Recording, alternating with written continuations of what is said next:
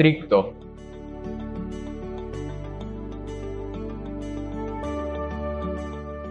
Naturuan niya ako magmotor kasi parang ang sarap sa feeling na natuto ka at yung nagturo sa'yo, yung sarili mong tatay.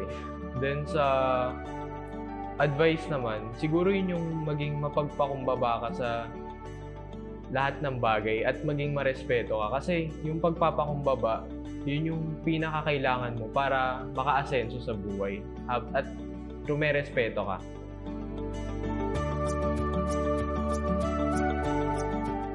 Nagpapasalamat ako sa kanila sa lahat ng sakripisyong ginagawa nila para sa kanilang mga anak at para sa kanilang mga pamilya.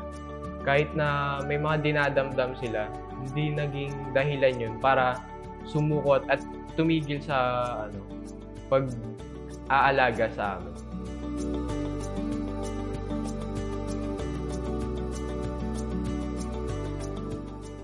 Happy Father's Day!